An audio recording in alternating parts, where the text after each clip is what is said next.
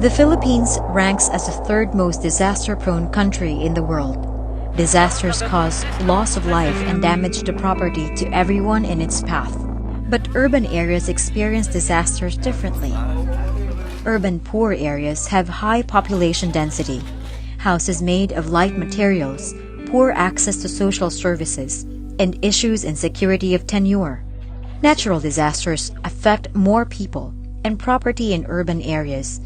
Furthermore, urban areas face human-induced disasters such as fires, gang wars, and threats of eviction more frequently. The Financial Enablers Project, Urban Disaster Preparedness, Response and Resilience in the Greater Manila Region, is an initiative under the Disaster and Emergency Preparedness Program of the DFID UK and the START Network. The FE project in the Philippines is led by Oxfam in partnership with Christian Aid and Tear Fund. Ang tawag namin sa project ay Urban Disaster Preparedness and Response. It's a consortium project of NCR-based members of the PhilSA network.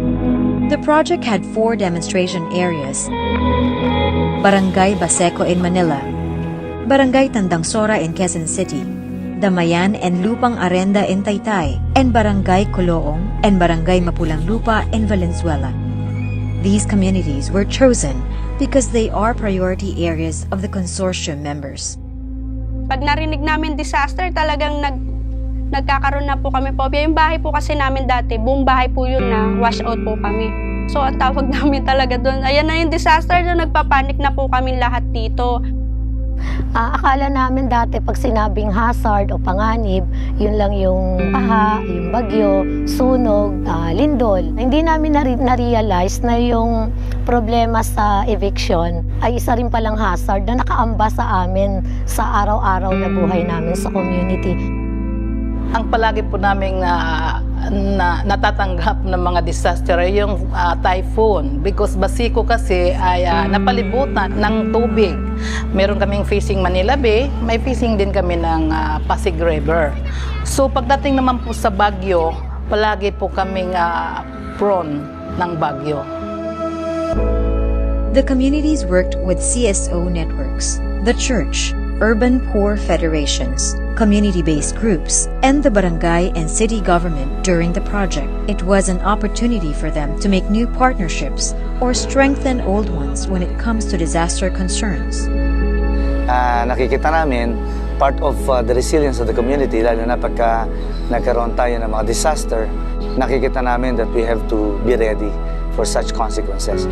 At ito'y dapat hindi lang nangyayari sa evacuation center, but it should also happen in the communities also, na tinutulungan namin sana na ihanda sa anumang sakuna na mangyayari sa kinabukasan. For this year, we have planned to focus our efforts on engaging the grassroots, the community members or the homeowners association. It is they who are directly affected, and if they will be knowledgeable and capacitated, there is greater chance of survival or avoiding any casualty or destruction of property. Ang focus po ng programang ito ay magkaroon ng preparedness ang mga tao dito regarding po sa earthquake. Dahil alam naman po namin dito lahat na mayroong bantang panganib. So lahat ng peoples or NGO, kami sa LGU ay nagtulong-tulong upang maibigay sa mga tao ang kaalaman, lalo-lalo sa preparedness when it comes to worst case na po pagdating sa disaster. The project began on August 2016, and one of the first activities was a household survey using a new technology called the Kobo Toolbox. Interviewers were chosen from each community. The surveys yielded challenging demographics.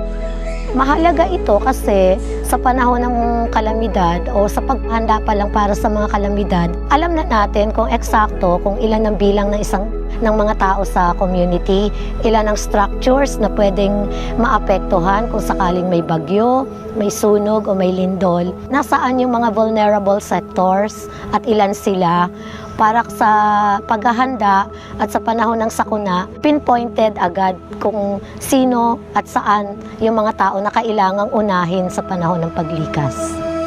Through data gathering po, nalaman po namin yung mga information about po sa members and then yung bawat family, bilang ng pamilya po. So if ever po may mga ma-assess po namin sila agad if ever po magkakaroon ng sakuna. After the survey, the communities were taught to identify the hazards in their respective areas. Nag-umpisa po kami sa hazard mapping. Tinalakay po doon kung saan nanggagaling po ang tubig papunta sa lugar namin. Tinalakay din po doon kung sino yung mga madadaanan ng peligro kung sakaling may dumating na malaking peligro. Yung ibang mga tao po dito nung mga naunang panahon, ayaw po nilang napapag-usapan yung mga isyu, lalo na po sa isyu ng liquefaction. Pero nung kalaunan po, dahil po sa tulong ng tao Pilipinas na tinulungan po kami upang ipaliwanag sa mga tao kung ano ba talaga yung tunay na sitwasyon namin dito sa Lupang Arendat. The Technical Resource Group within the consortium gave trainings and seminars to the community leaders, who in turn shared their knowledge to the rest of the community. Bali, ang ginagawa kasi namin among the technical resource groups, binubuo namin yung tools. Tapos, usually, mag-organize kami ng training na magkakasama yung staff ng mga consortium members plus ilang community leaders. Tapos, sila na yung magpa-facilitate. Binababa po muna namin sa GA or sa General Assembly namin yung mga natututunan po namin through seminars, trainings, and other activities po. And then pagka naibaba na po namin sa kanila, so mayroon na po silang kaalaman, yung if ever po mayroong sakuna, nai-apply po namin yung natutunan po namin. Dito sa lugar namin, ma'am, may organization kami, katulad sa amin, nasa Kabalikat organization kami, isa kaming PO, na orientation namin yung aming mga member. So, sa barangay naman, sa bawat block, may mga coordinator. So, yung mga coordinator namin dito sa Baseco ay tinitraining na rin sila regarding din po sa disaster. So, sila din po ang nagpapaliwanag sa bawat block ng community. Kasi malawak po talaga ang Baseco. Malaki, particular do sa mga second line leader. Kasi lalo yung mga series ng mga training, nagkakaroon ng kumpiyansa yung pati man pag ibinaba doon sa member. So ngayon parang sila na yung katulong, tapos yung mga member naman, madali na nilang maintindihan yung pinapaliwanag. The communities, along with the local governments, began the planning process to improve their situation and look for possible solutions. Nagkaroon po kami ng planning. Paano namin masolusyonan kahit konti man lamang. So nakipag-tie up kami sa mga private sector. Okay naman po, tumugon naman po sila. The communities in Valenzuela requested for a rainwater catchment that would solve the problem of potable water supply in case a disaster strikes. Para dito sa proyekto na to ng water catchment, yun nga lang, magkakaroon kami ng linis na tubig na maiinom. Hindi man sa pagdating ng disaster, malaking tulong pa rin to sa amin, sa samahan. Sa may darating na sakuna, so may pangangailangan ng tubig. Kung wala naman sakuna, pwede naman talaga siyang magamit doon sa ibang pangangailangan para makatipid yung samahan, yung mga member. Santuario de San Vicente de Paul allocated 150 to 200,000 pesos to continue the household survey to cover all the communities. Bilang parokya, inadapt namin tong DRRM as a ministry. Ang talagang pangarap ng ating parokya ay totoong ma-empower ang mga communities for them to be able to recognize their inner potentials and their capacities and the resources of the community sa pamamagitan ng kanilang sariling pagtugon sa mga suliranin nila patungo sa kanilang pagbabago, kasama ng simbahan, kasama ng mga ahensya ng gobyerno at kasama ng mga iba't ibang NGOs. The communities in Taytay conducted information and street education campaigns about disaster preparedness and response. They printed tarpaulins and t-shirts explaining the early warning system. They also bought whistles, ropes, and other materials that would help them in disaster response.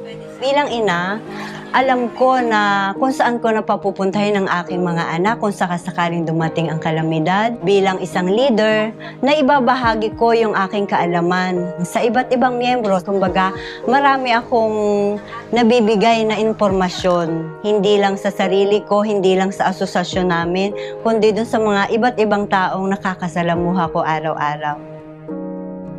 Involved din po ako sa pagpapacilitate ng street education sa mga bata. How to first aid, magta-transfer po ng victim to safety area. Paano, sa earthquake po kasi yun yung scenario. Kung paano yung proper way na duck cover and hold. They conduct drills so that the rest of the community would see how their plans would look like during an actual disaster.